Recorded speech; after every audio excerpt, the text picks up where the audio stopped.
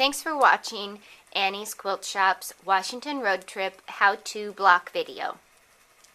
This year the Washington Road Trip is making a mystery calendar, which we've been revealing the mystery elements all through September, so you can see them all now, and when you finish you'll make a beautiful calendar. I will show you our mystery elements that we revealed so far this month. This is the first mystery element, October. The next mystery element that was revealed was the pumpkin. There is our pumpkin. The next mystery element, or one of the next mystery elements, was the cattails. So you can sort of see the cattails there. We also had an owl. There's our owl. And then the crow with the candy corn. They're all super cute mystery elements. The mystery elements are available on the website or at your local quilt shop.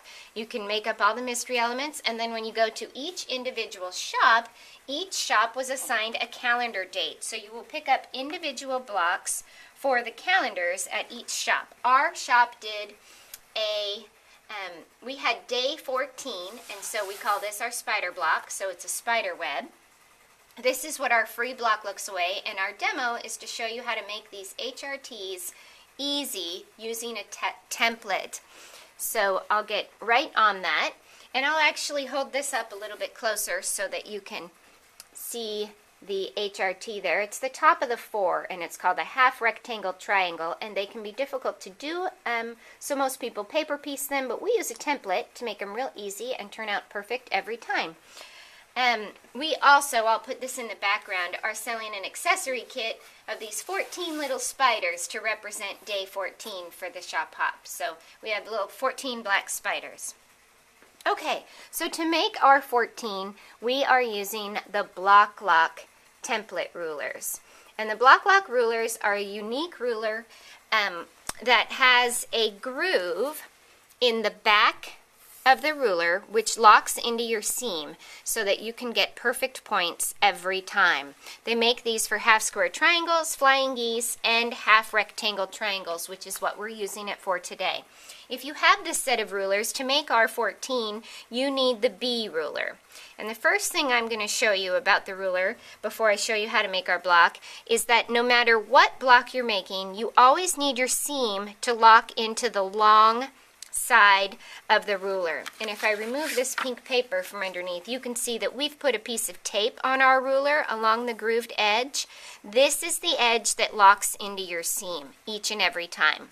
So the way you begin is you will take your 2 rectangles, and because we're using the B ruler, we are going to cut a line from this corner to this corner using any ruler you like. You do not need to use the template for this. So I'm just going to place my ruler here, and I'm going to cut along that diagonal line, like that. Okay, now I have 4 triangles. I only need to use 2, so I'm going to set 2 aside, and I'm going to take my purple triangle. Oh, and both of these, just so you know, when you do cut these, you need them both right sides up, okay? I'm going to turn them like this and make another rectangle.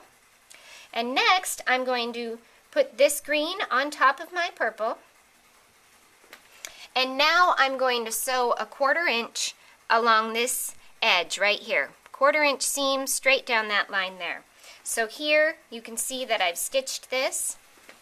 I'll just make sure you can see. Yes, and here's my stitching line in red. It goes straight down here. It's not perfect. It's okay because I'm going to trim it up. Then I press to the dark, okay, and then I take my Block Lock ruler and I'm going to lock this long edge into this seam right here, and it'll actually just glide up and down along my locked seam. And I'm going to go measure to the specified amount that my pattern says, and my pattern says to trim to 1 1/4 by 2. So here I'm at 1 1/4 right here, and I'm going to slide up here and then trim across the top. Okay, now I need to trim the bottom half, so I'm just going to slide this ruler up to the bottom, and I'm going to do the same thing. I'm going to go to 2 inches on my length, and this edge right here is 1 1/4, and I'm going to trim.